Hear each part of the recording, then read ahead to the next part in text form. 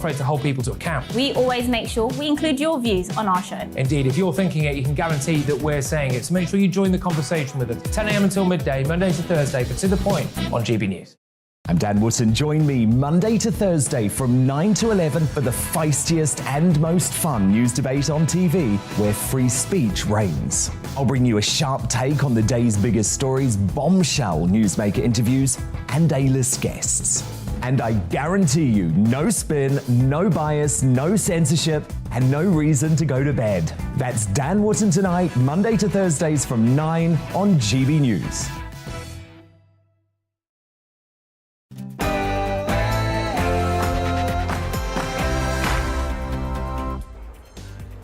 A very good afternoon and welcome to the Briefing PM from Medway here in Kent. We've got an hour of the latest political news, analysis and debate on GB News.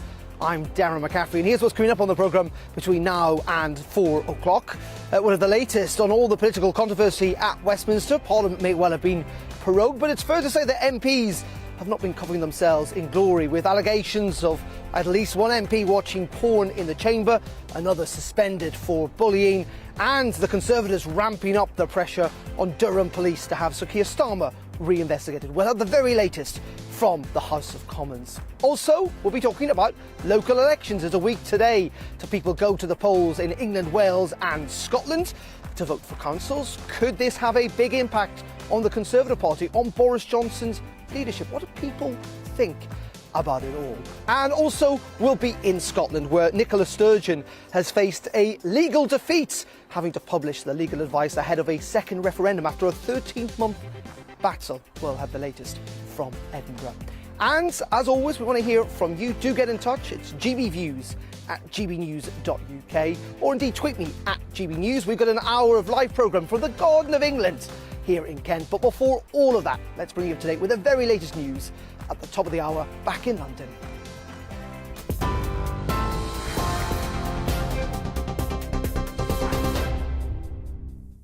Thank you, Darren. Good afternoon. It's 1 minute past 3. I'm Rhiannon Jones in the GB newsroom. A mother addicted to heroin has been jailed for 20 years for the gross negligence manslaughter of her 7-year-old son. Hakeem Hussein, who was asthmatic, died after Laura Heath used his inhalers to smoke crack cocaine. His body was found in a garden in Birmingham in 2017, where he died alone after suffering an asthma attack. She admitted child cruelty. A man charged with the murders of 4 people in southeast London has been remanded in custody.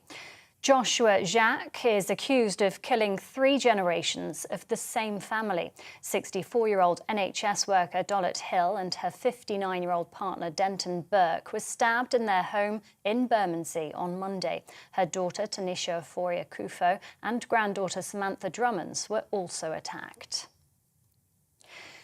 Conservative MP Jamie Wallace has been charged with failing to stop after a car crash in November last year.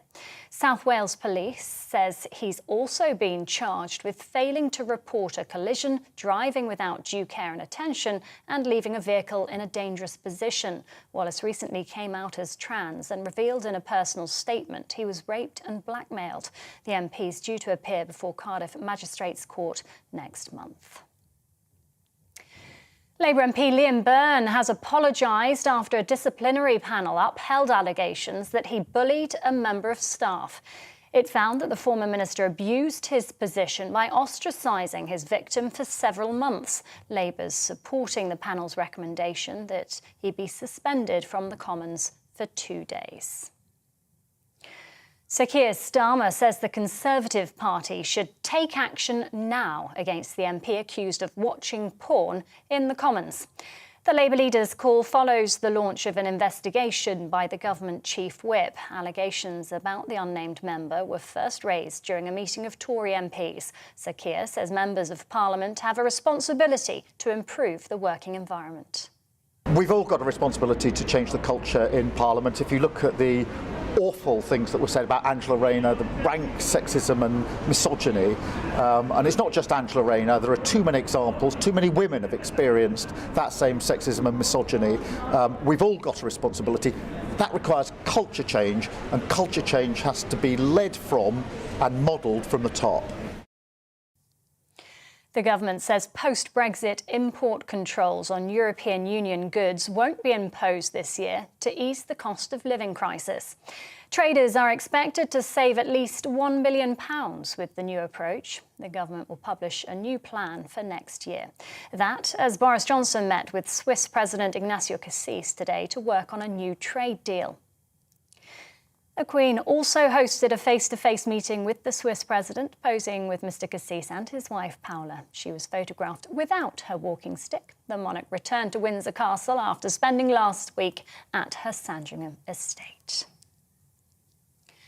The UN Secretary-General is visiting the Ukrainian town of Bucha in the Kiev region. Russian forces are accused of killing thousands of civilians in the area before withdrawing to focus on the eastern border. Antonio Guterres is expected to meet with President Volodymyr Zelensky later today.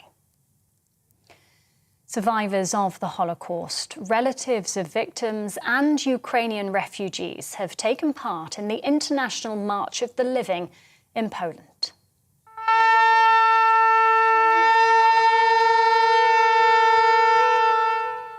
The annual event, which begins at the gates of the former Auschwitz death camp, includes a memorial torch lighting ceremony. This year, the ceremony is also being used to highlight how the war in Ukraine is devastating people's lives. Downing Street Chief of Staff Steve Barclay's meeting managers at the Passport Office today over delays in passport applications being processed. It follows a senior government source saying Boris Johnson could privatise the Passport Office amid fears that families could miss out on their summer holidays. Analysis from the Passport Office shows the number of passports being printed reaching the lowest number in 5 years. 27 people have been arrested after climate activists blocked 2 motorway service stations on the M25. The Just Stop Oil protesters prevented motorists from entering forecourts at Cobham and Clackett Lane services. They also smashed petrol pumps and glued themselves to the top of a lorry. Police say protesters have now been removed from Cobham, but demonstrations are ongoing at Clackett Lane. This is GB News. We'll bring you more as it happens now, though. It's back to Kent and Darren with the briefing.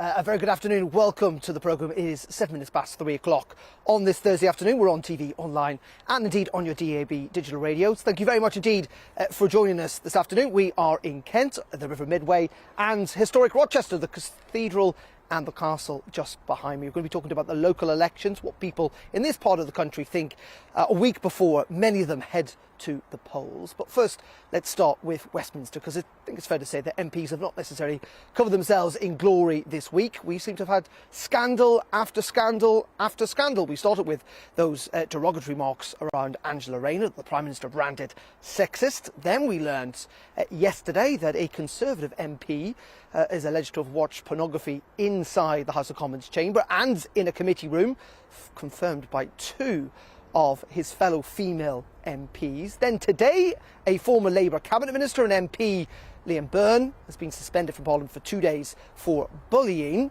And also another Conservative MP, Jamie Wallace, faces a court appearance for leaving an accident without and driving without due care. Can it get any worse? What next? Let's get more on all of this and join our political correspondent Tom Harwood, who's at Westminster. Tom, very good afternoon to you. Let's start, if we can, with these allegations around a Conservative MP watching pornography in the chamber. Keir Starmer today saying that they should be suspended immediately. Many, though, of course, will say there needs to be due process. But it is clear that I think it can't be long until this name is made public, do you think? Well, there's certainly a huge amount of pressure to have that name be made public. I've been skulking the corridors of power for the last couple of days, and I have to say I've heard several different names, and I think one of the worst things that could possibly happen is someone be falsely accused in this setting. So I think we should be careful not to speculate too much. But yes, it's clear that two female Conservative MPs have arrived on a name. They both independently brought forward evidence at this meeting of Conservative MPs on Tuesday evening, a meeting convened in order to try and find ways to keep women in politics. The Conservative Party has increased the number of female MPs it has by a huge degree over the last 10-20 years, but the rate at which they leave Parliament is higher than that of men. So this was a meeting trying to find ways to keep women in Westminster, and it turned into a bit of a meeting of saying all of the problems of Westminster, where two female MPs independently said yes, they'd seen a Member of Parliament watching pornographic material in the House of Commons. Now, it turned out that each of their two accounts was about the same person, but of course we don't know that name, not yet. And indeed, Number 10 are saying they do not know the name either. What has happened in the course of this last few days is that first it was reported to the Chief Whip, the Conservative Chief Whip, I should say, Chris Heaton-Harris, but given the gravity of the situation, Chris Heaton-Harris has now referred it to the parliamentary authorities, the independent parliamentary authorities, for an independent investigation. So evidence will be being brought to the parliamentary authorities, and that is a very secretive and quite a slow process. So it remains to be seen if that name can be eked out. Perhaps we'll see it in the Sunday papers, but for now, very much a lot of rumours swirling, but still a bit of a mystery. And let's talk, if we can, Tom, as well about Jamie Wallis and Liam Byrne. Parliament having been prorogued today, but a reminder, isn't it, that there are other scandals, controversy about MPs in all parties, it seems.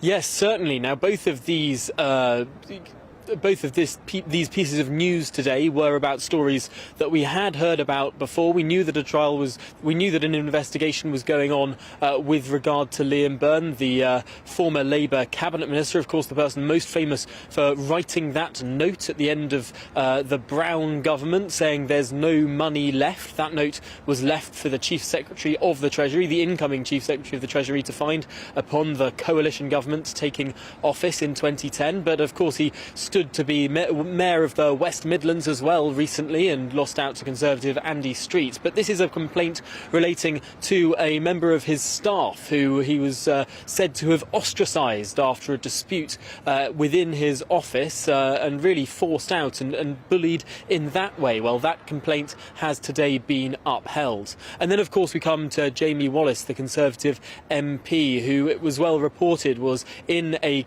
car collision, had fled the scene. Of course, this is something that Jamie Wallis spoke about when he came out as the first trans MP not so long ago, explaining the context of that evening, saying that he was fleeing a scene of rape where he had been raped and didn't know what to do and was and fleeing in that way. But for that incident, he has been charged as well. It's been a day of a lot of news when it comes to the behaviour of members of Parliament. Indeed, Tom. And does that speak to the culture within Westminster? I mean, many people have been pretty uneasy about all the bars and the pubs inside the palace behind you. Other people uneasy about the HR processes that MPs directly employ staff. Will all these controversies potentially spark change? Will Sir Lindsay Hoyle, the Speaker, demand change? Well, this is a big question, and one that was actually raised at the number 9 lobby briefing today. Would the government be pushing for change? Now, the government's line on this is actually a lot of changes were brought about in response to the first wave of the so-called Westminster scandal back in 2016-17, over 5 years ago. Now, the suggestion is that not all of those processes are being followed. Not all of them have bedded in. There are lots of new rules, but for the culture to change, it takes time. That's downstream from those changes. Will people follow those new rules more assiduously into the future? That's one argument. And the other argument, I suppose, is that this isn't something that can be done on a party basis. When we're talking about rules of Parliament rather than rules of the government, that needs to be brought about by the whole House. That would need to be a cross-party consensus. Now, it's true to say the drinking culture of the House of Commons has changed a great deal in the last few decades. There used to be a bar up in the press gallery. That's closed. There used to be another bar in what John Bercow, the former Speaker, then turned into a daycare centre for children. A number of the bars have indeed closed, but there are others that are a rather integral part of culture at Westminster, I would argue, and to some extent there is a worry here that behaviour, that wrong behaviour, that behaviour that would be wrong in any setting gets excused by the idea that there's alcohol. People should be able to behave properly amongst work colleagues, whether or not there's drink involved, one would have thought. And so there's a potential here, there's a worry for many people indeed, that some people behaving badly undoes what's quite a unique part of our political system. So potentially what needs to be done here is straightening up how people are behaving and less so finding excuses for that behaviour. OK, and just very finally and quickly, Tom, if you can, we know the Conservatives are trying to power pressure, it seems, onto Durham Police to reinvestigate Sir Keir Starmer and his beer. I know you were reporting on this yesterday. Just quickly bring us up to date with where we're at with it.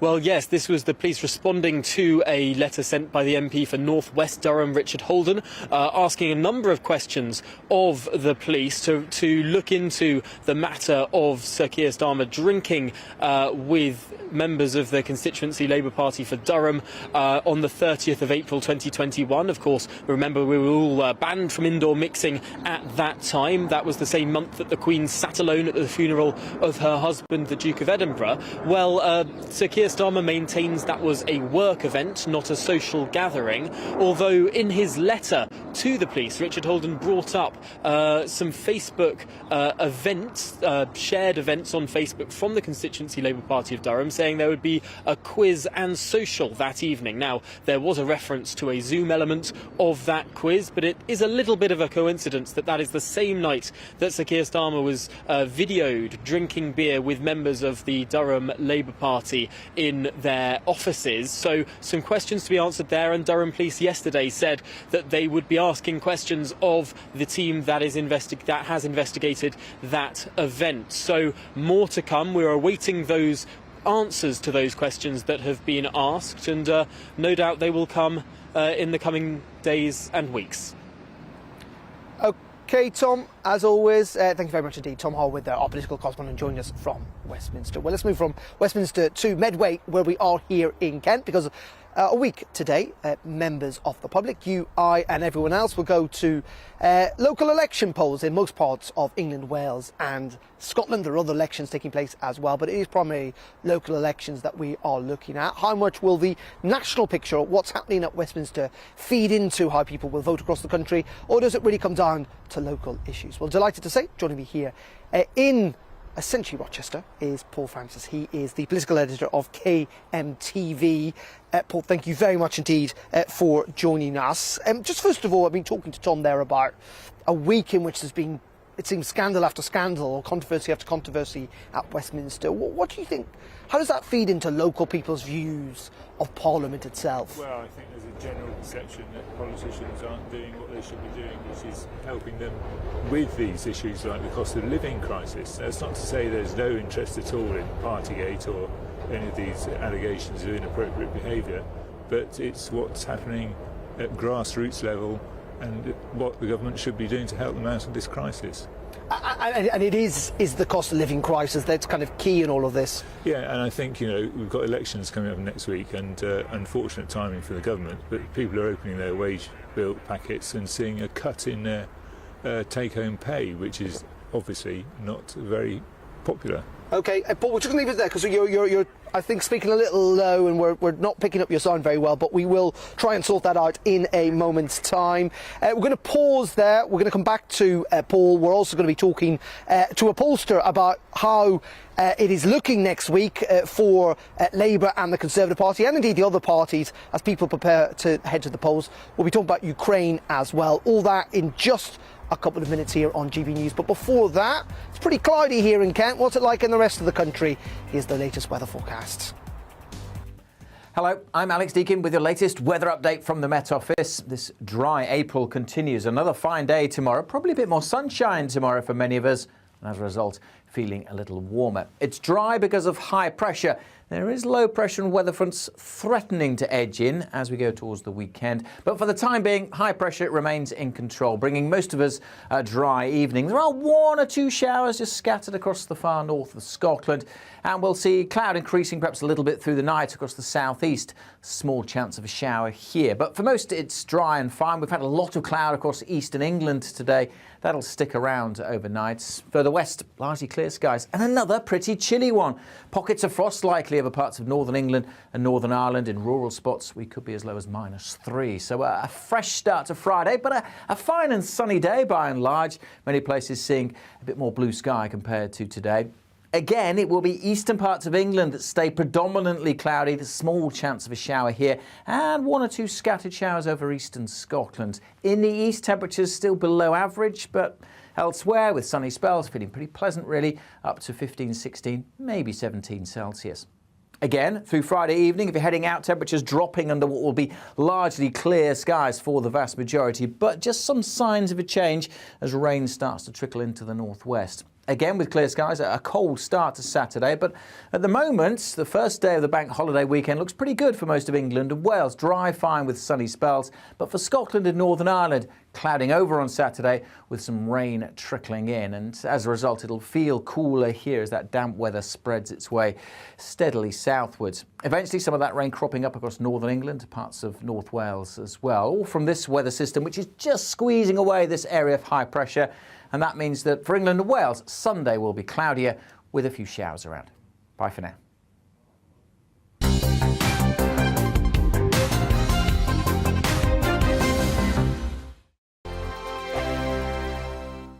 Hello, I'm Michelle Dewberry and you can join me every weekday 6 till 7 on Jubes and Kerr. Me and my panel will get stuck right into the day's events, and I can tell you, in fact, I can warn you, expect some robust debates, some strong opinions and perspectives from both sides of the fence. It's about you at home as well. I love to read out all of your comments, or at least as many as I can. So join me, Michelle Dewberry, Monday to Friday, 6 till 7 on Jubes and Kerr.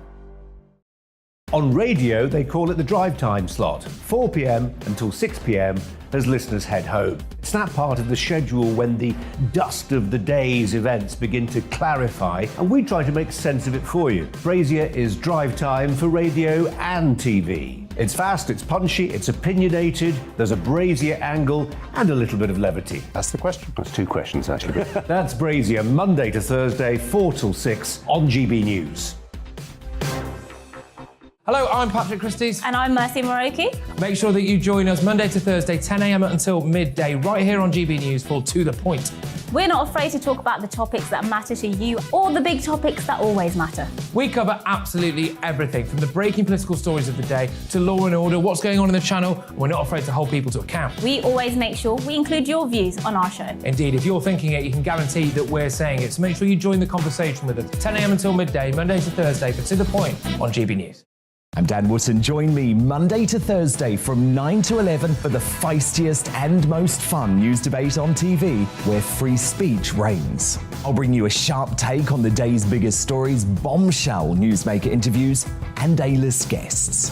And I guarantee you, no spin, no bias, no censorship, and no reason to go to bed. That's Dan Wootton Tonight, Monday to Thursdays from 9 on GB News. Where would you like to go? Just take me to the studio, please, mate. You know where you're going. I've got a show to do. Friday Night Feast on GB News, 7 p.m. And it's like nothing you've ever seen before. We take a different angle on the week's biggest news stories. The viewers and listeners set me some absolutely mad challenges to do. We tried to rehome a rescue dog. And yes, there's some other wacky stuff in there as well. I feel like I could take on the world. Well, that's that. Friday Night Feast with me, Patrick Christie's, every Friday, 7 till 9 p.m. on GB News. Be there. Every night at 11 on GB News, we bring you the next day's stories the day before. It's basically like time travel. If it's a big story, we'll cover it, guaranteed. But we'll also have some fun along the way. Big opinions, big laughs. Sometimes big hair. This is Headliners, the paper review show that won't send you to sleep like the others will. 11 p.m, 7 nights a week. Join us.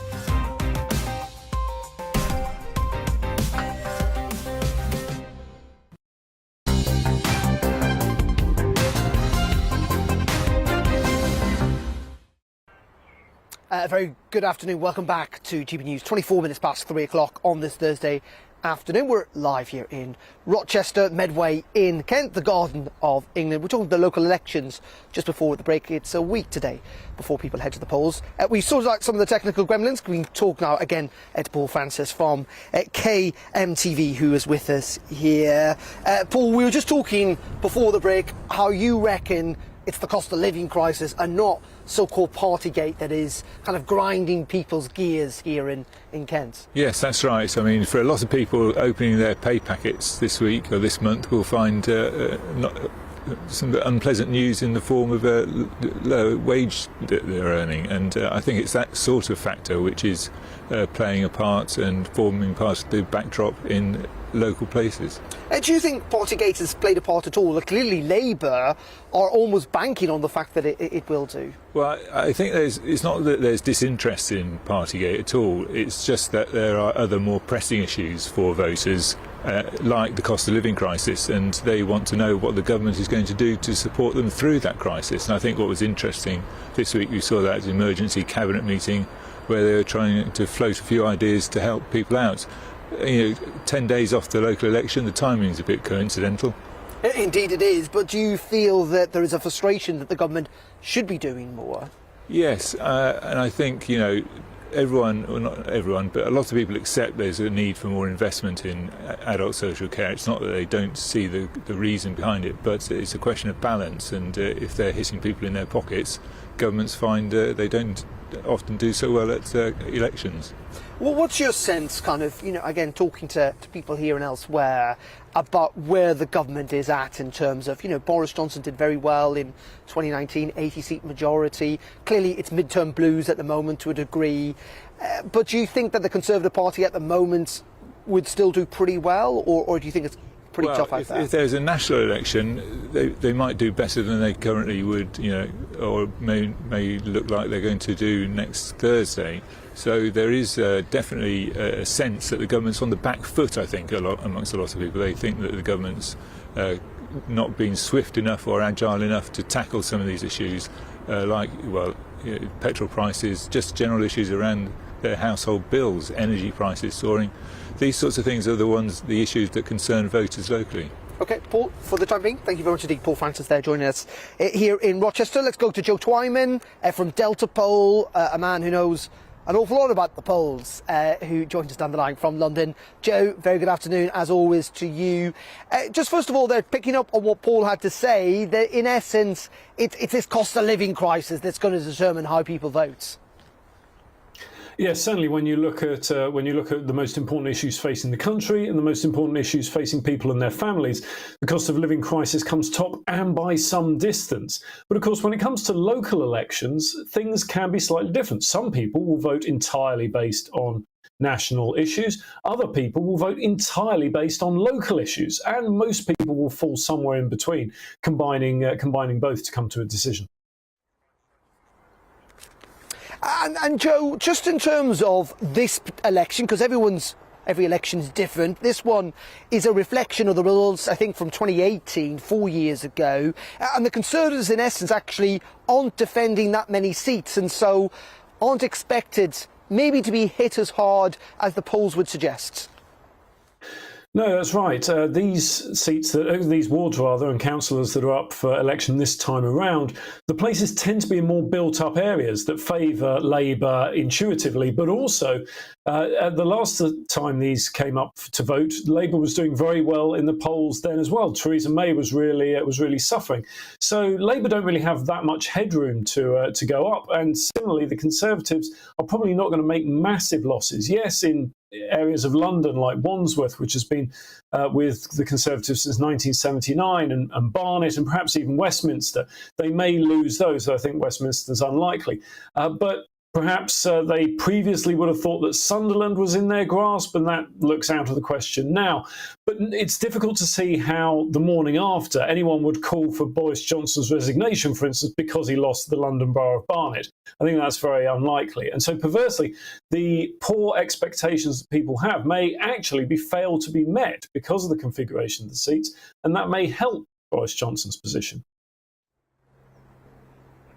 Yeah, really fascinating, isn't it? We heard the Prime Minister attack Keir Starmer yesterday, talking about individual Labour councils and how badly they had been run. How key is all of this? You know, we talk about midterm blues, don't we? And we talked about the pressure on Boris Johnson, but there's also pressure on Keir Starmer to do well. I mean, if Labour aren't winning back hundreds of council seats at this time, you would have thought it's not looking great for the next general election. We all remember the mid-1990s, don't we, when Blair was sweeping councils up left and centre as a signal, as a sign of what was going to happen in '97. There's pressure on the leader of the opposition too. Well, that's true to a certain extent, but as I say, Labour is defending quite a strong position to begin with, and to make significant gains in the thousands, for instance, is going to be very, very difficult, simply because of the configuration of seats that are up for grabs. But the way these things work generally is that the morning after local elections, every party will want to, and indeed will be able to, point to at least something that they will claim is a win, and the larger that thing is, the better that will be for the respective leader. The Lib Dems, for instance, will be very keen to start making inroads to Conservative councils in what's called the Blue Wall, these areas where there are perhaps at risk to the Lib Dems come a general election, and the Greens similarly will be hoping to make inroads. So all of the parties will be looking to gain positive stories, which they hope will lead to momentum. And I think while that's difficult for Labour to do in large numbers, it's certainly in a good position rather than Conservatives, which could potentially lose up to 1,000 councillors. Really appreciate that, Joe. Thank you very much indeed for your analysis. Joe Twyman there from Delta Poll, joining us down the line from London. OK, it's just after 3:30. You're watching GB News. We're live here at Medway in Kent. As you can say, talk about the local elections. Do get in touch, by the way, gbviews at gbnews.uk. Or indeed, you can tweet me at GB News. We'll get to some of your views on the local elections a little later on in the programme. Do you care about the national picture, about the cost of living crisis, about Partygate? Maybe you're bored of that and it doesn't matter, or maybe it's what your local council does that will decide on how you will vote next Thursday. As I say, GB Views, gbnews.uk. In coming a couple of minutes as well, we're talking about the threat to the West from Russia as it ramps up its rhetoric, and passport chaos. But before all that, just after 3:30, back to London for the very latest news.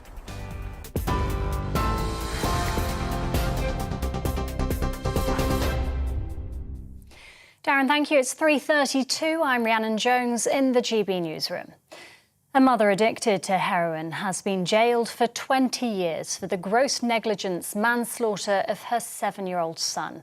Hakeem Hussein, who is asthmatic, died after Laura Heath used his inhalers to smoke crack cocaine. His body was found in a garden in Birmingham in 2017. A man has been remanded in custody after appearing in court charged with the murders of 4 people in southeast London. Joshua Jacques is accused of killing 3 generations of the same family.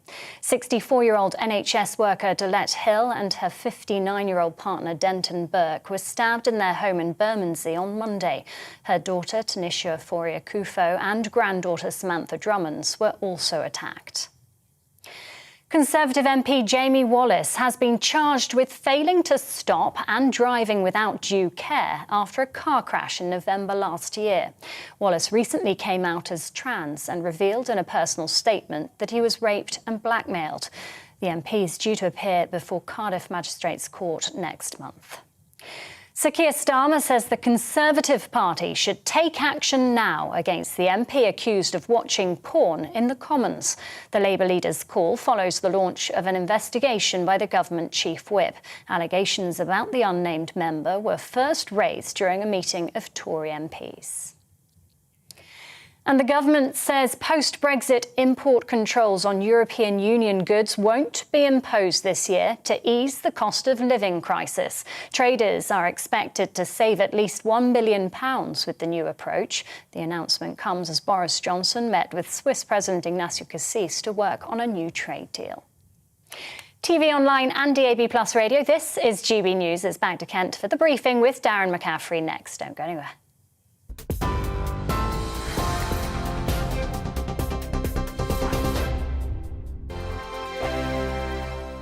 Hello, I'm Michelle Dewberry and you can join me every weekday 6 till 7 on Jubes and Kerr. Me and my panel will get stuck right into the day's events and I can tell you, in fact, I can warn you, expect some robust debates, some strong opinions and perspectives from both sides of the fence. It's about you at home as well. I love to read out all of your comments, or at least as many as I can. So join me, Michelle Dewberry, Monday to Friday, 6 till 7 on Jubes and Kerr. On radio, they call it the drive time slot, 4 p.m. until 6 p.m. as listeners head home. It's that part of the schedule when the dust of the day's events begin to clarify, and we try to make sense of it for you. Brazier is drive time for radio and TV. It's fast, it's punchy, it's opinionated, there's a Brazier angle and a little bit of levity. That's the question. That's two questions, actually. That's Brazier, Monday to Thursday, 4 till 6 on GB News. Hello, I'm Patrick Christie's. And I'm Mercy Moroki. Make sure that you join us Monday to Thursday, 10 a.m. until midday, right here on GB News for To The Point. We're not afraid to talk about the topics that matter to you or the big topics that always matter. We cover absolutely everything, from the breaking political stories of the day to law and order, what's going on in the channel. We're not afraid to hold people to account. We always make sure we include your views on our show. Indeed, if you're thinking it, you can guarantee that we're saying it. So make sure you join the conversation with us, 10 a.m. until midday, Monday to Thursday for To The Point on GB News. I'm Dan Wootton. Join me Monday to Thursday from 9 to 11 for the feistiest and most fun news debate on TV, where free speech reigns. I'll bring you a sharp take on the day's biggest stories, bombshell newsmaker interviews, and A-list guests. And I guarantee you, no spin, no bias, no censorship, and no reason to go to bed. That's Dan Wootton tonight, Monday to Thursdays from 9 on GB News.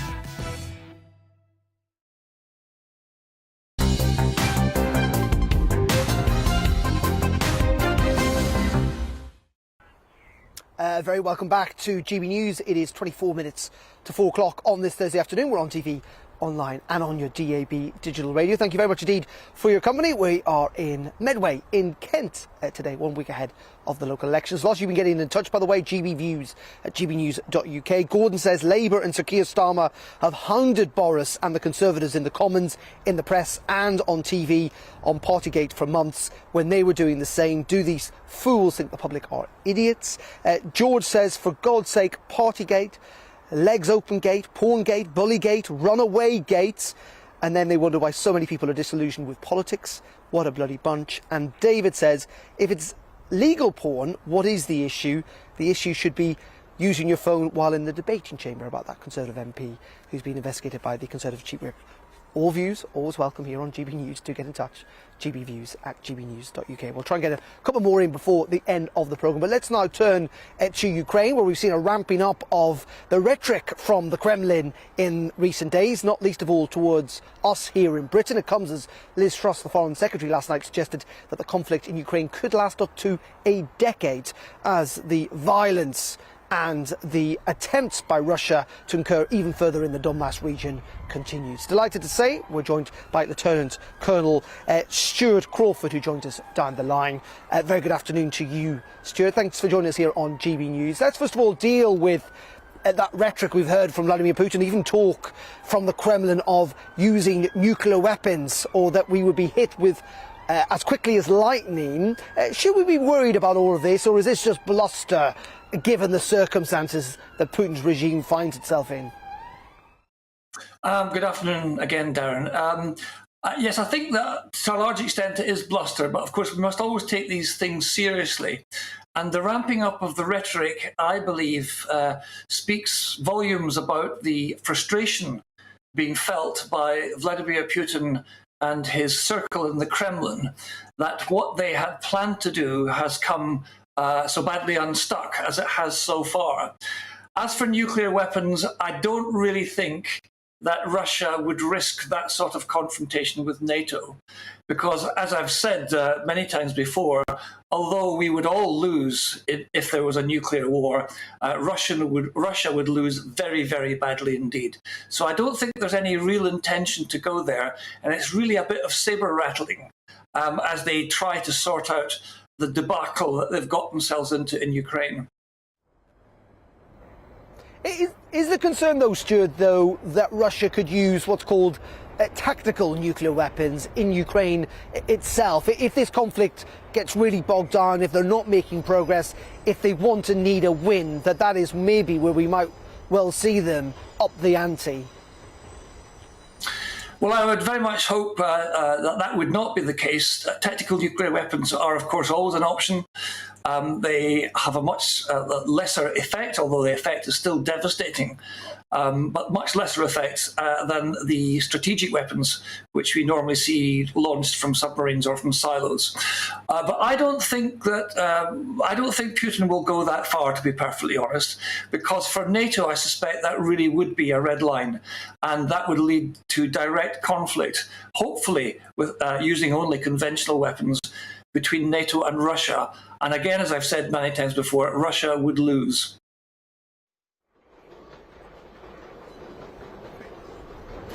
And just talk to us, if you can, about what Liz Truss last night had to say, the Foreign Secretary, suggesting that the most likely scenario is that this war will not just last a couple of more weeks or months, but possibly years, up to a decade. Do you think that is possible? i.e., is it likely that Russia's going to hold some ground and continue a kind of low-level warfare over the years to come? I think it's perfectly possible. Certainly the war is going to go on much longer than many of us thought at the very beginning, on February 24th, when the Russian forces first rolled into Ukraine. But it has become bogged down, and the progress at the moment is slow. The problem, I think, for Russia is that as they continue this sort of attritional warfare against Ukraine, their resources are becoming depleted, whilst with support from the West, Ukraine's forces are becoming stronger. And at some point, Ukraine will find itself in a position, particularly if it gets the tanks and the aircraft it needs, where it will be looking to go on the offensive and regain lost property. And it would not, lost territory, I beg your pardon. And it would not surprise me that if Ukraine decided, for example, to try and retake the Crimea, which would be a significant development in the way this war is going. And Stuart, just very finally, reporting, I assume, and it's probably unsurprising, is difficult in the Donbass region at the moment. We know the weather's not particularly good either. But do we have any sense of how well or indeed how badly the Russian offensive in that part of Ukraine is going, given that that is now where the nub of activity is? Yes, I think you're right, Darren. The amount of information coming out of there at the moment has reduced very dramatically, and it's quite difficult to know what exactly is happening from hour to hour there. But my take on it is that progress, if any, is slow. Advance by the Russians is limited, and as they get more and more bogged down, I don't think there's any chance that they have sufficient combat power to seal off and take the whole of the Donbass at the moment. So I think we're in for a longer haul than we imagined at first. OK, as always, Lieutenant Colonel Stuart Crawford, thank you so much for your analysis this afternoon and for joining us here on GB News. Thank you. And we'll bring you up to date on all the latest developments throughout the afternoon, of course, regarding Ukraine here on GB News. Let's return home, though, because millions of us are trying to get passports, having not travelled over the last couple of years due to the pandemic. We are frantically trying to get one. It's proving famously and infamously pretty difficult because of a massive backlog and delays at the passport office, something that has even led the Prime Minister to suggest that the entire place could be privatised.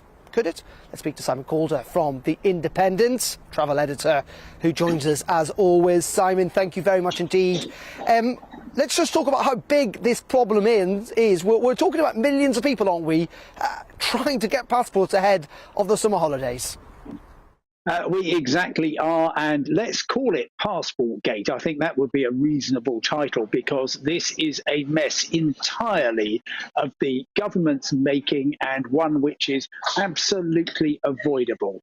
So, 2 years ago, when we'd seen, I think, 500,000 passports expiring and not being renewed, I actually contacted the Home Office and said, you do realise that coming down the track, we don't know when travel restrictions are going to be lifted, but whenever it is, I can absolutely guarantee there is going to be a massive surge of people who need to renew their passports because, quite understandably, they let them lapse. Why on earth would you spend 75 quid on a new passport if your government was telling you not to travel? So people have been waiting, quite understandably.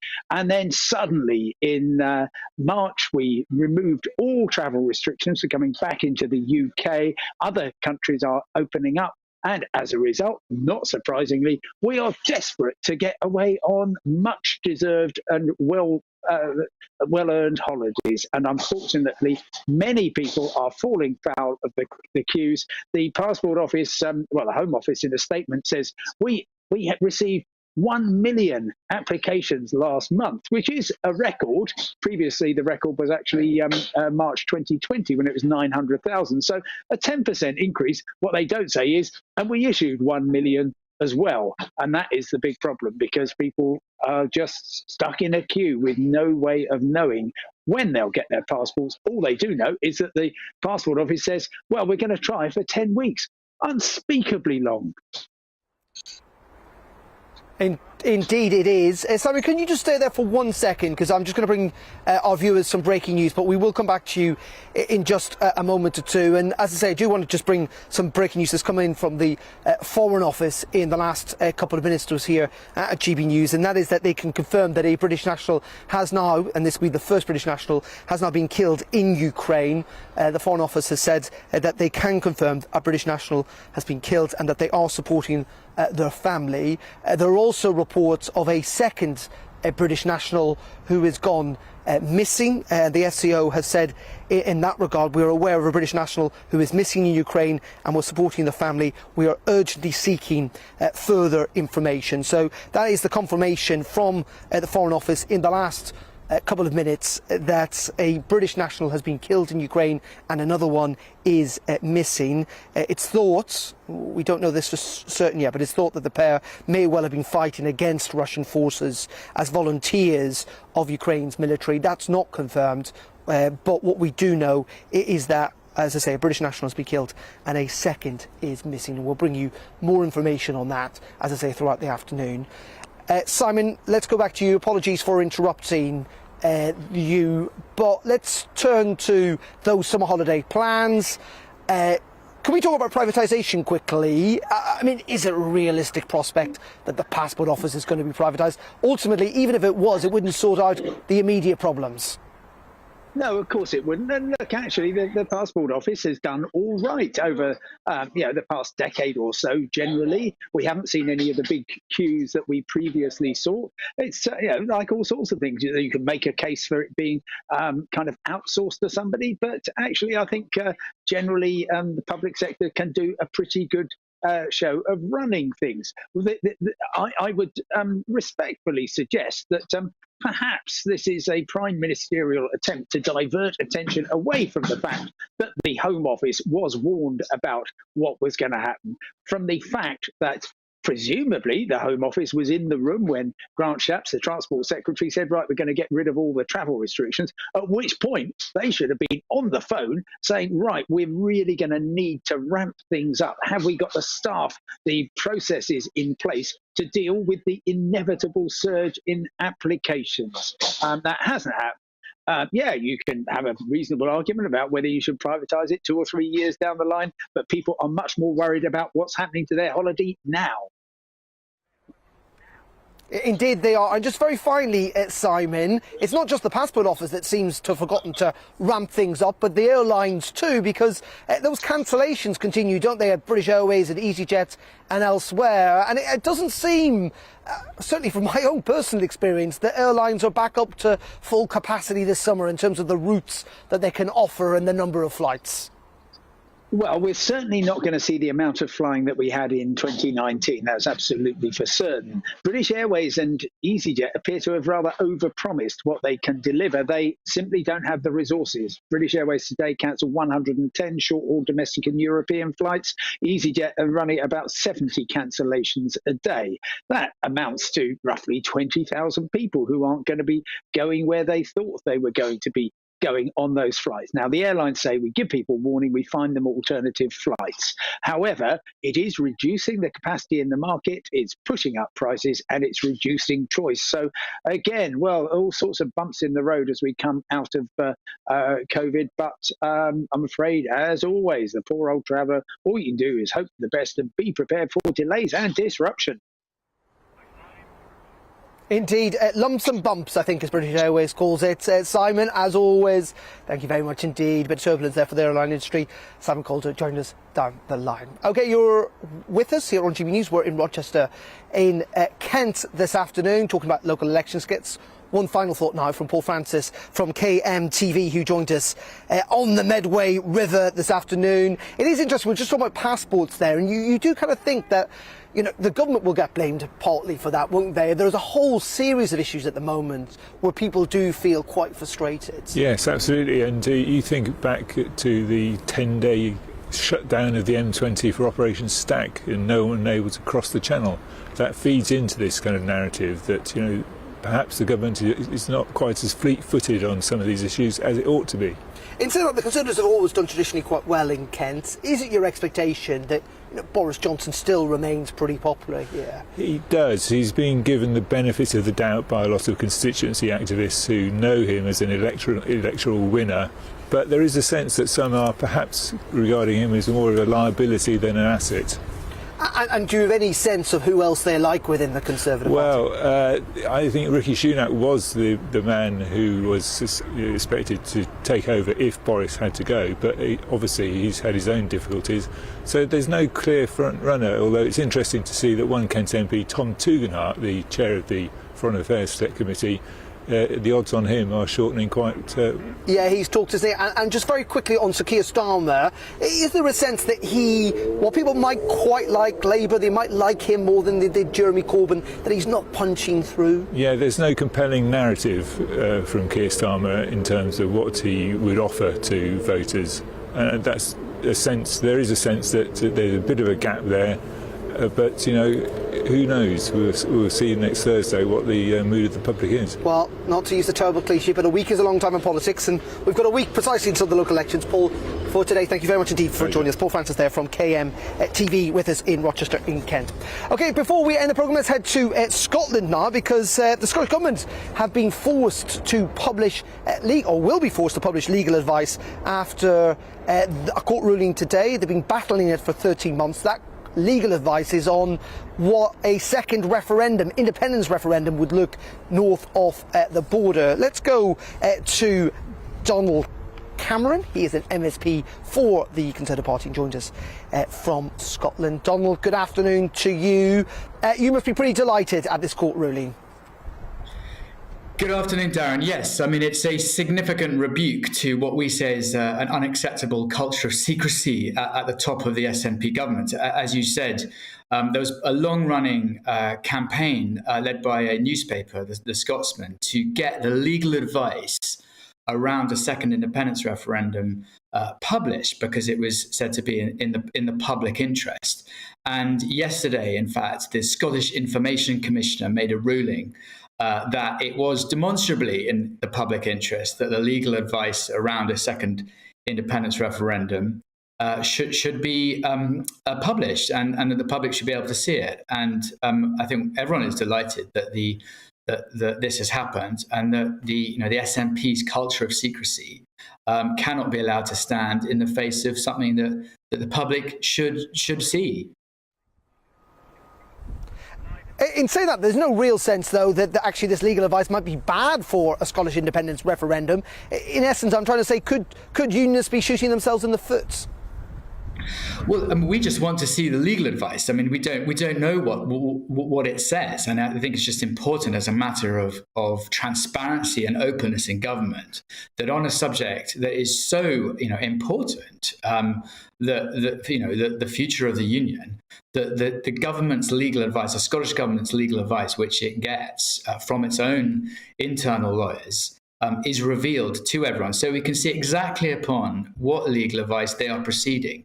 And there are real important issues about whether the Scottish government even has the power to bring forward an independence referendum bill in the Scottish Parliament, because it's the Constitution is a reserved matter. It's reserved to the UK government. So there are all sorts of really important constitutional issues, and we just say that the culture of secrecy has to end, and the Scottish government, who've got a terrible track record, I have to say, when it comes to openness, should reveal the legal advice that they've received on this critical question. Okay, and Donald, just because we're running out of time, very quickly, local elections, of course, take place in Scotland next week as well. In one word, if you can, is Boris Johnson an electoral liability up north?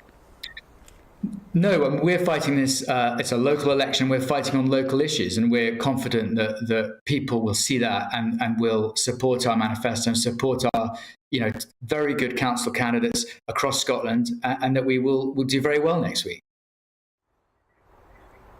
OK, well, we will wait and see, and we'll bring you those results here on GB News. Donald, thank you very much indeed for joining us. Donald Cameron there, Scottish MSP, joining us from Scotland.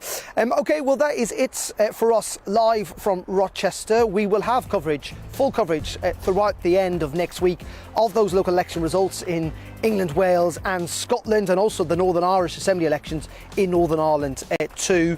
Coming up on GB News, we'll have the very latest on that news in the last couple of minutes, that a British man has been killed and another is missing in Ukraine. Colin Brazier is on air between 4 and 6 p.m. this afternoon. I'll be joining Nigel Farage live here from Rochester at 7. You will not want to miss that, as he's joined by a live studio audience. I'll be back at the start of next week, but from Rochester, Medway in Kent, the Garden of England. Thanks for watching. Have a nice afternoon. I'll see you soon. Here's the weather. Hello, I'm Alex Deakin with your latest weather update from the Met Office. This dry April continues. Another fine day tomorrow, probably a bit more sunshine tomorrow for many of us, and as a result, feeling a little warmer. It's dry because of high pressure.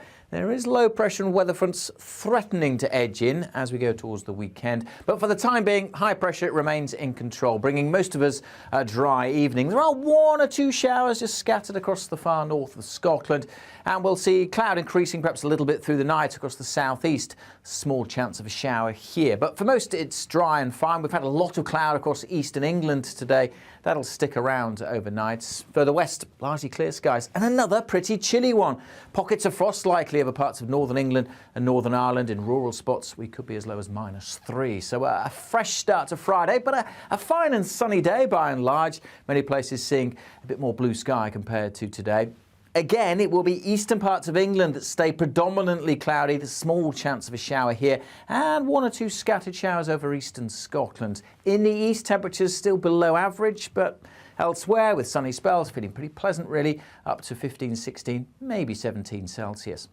Again, through Friday evening, if you're heading out, temperatures dropping under what will be largely clear skies for the vast majority, but just some signs of a change as rain starts to trickle into the northwest. Again, with clear skies, a cold start to Saturday, but at the moment, the first day of the bank holiday weekend looks pretty good for most of England and Wales. Dry, fine with sunny spells, but for Scotland and Northern Ireland, clouding over on Saturday with some rain trickling in. And as a result, it'll feel cooler here as that damp weather spreads its way steadily southwards. Eventually, some of that rain cropping up across northern England, parts of North Wales as well, all from this weather system, which is just squeezing away this area of high pressure. And that means that for England and Wales, Sunday will be cloudier with a few showers around. Bye for now.